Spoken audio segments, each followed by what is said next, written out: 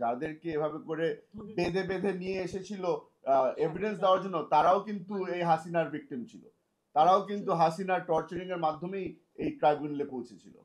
আমি একটু আগে যেটা বলেছি, টোটাল বিচার প্রক্রিয়াটা প্রশ্নবিদ্ধ ছিল, এখনো আছে।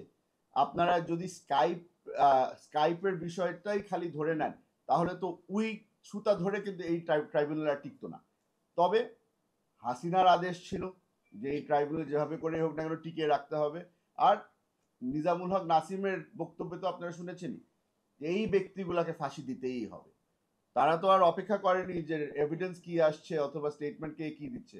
তাদের ডিসিশন যেই দিন ট্রাইব্যুনাল গঠন করা ছিল ওই দিনই ডিসিশন হয়ে গিয়েছিল।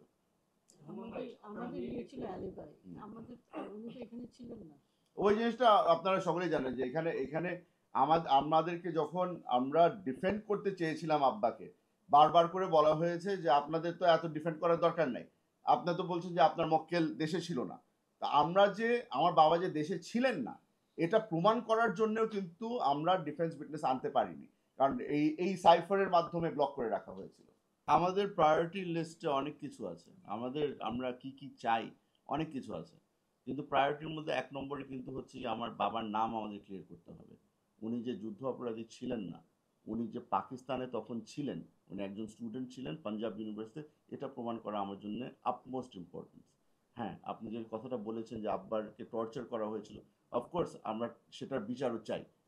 তবে যে ব্যক্তি চলে গেছে উনি আর ফিরে আসবেন না।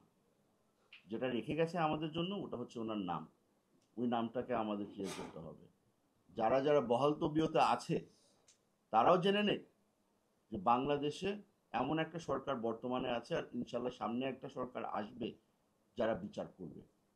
এরা কেউই পার পেয়ে যাবে না, কারণ আমার বাবা খালি একা না, অনেককে এইভাবে করে টর্চার করা হয়েছে। তারা হয়তো আমার বাবার মতো প্রমিনেন্ট পলিটিশিয়ান ছিল না, কিন্তু অনেক ব্যক্তিরা আছে যারা এখন ঠিকমতো হাঁটতে পারে না, ঠিকমতো ঘুমাতে পারে না, ভয় থাকে যে আমার উপর দিয়ে কি টর্চার গিয়েছে। ওই ভিক্টিমের মধ্যে আমার নামও আছে। সব কিছুরই বিচার হবে ইনশাল্লাহ।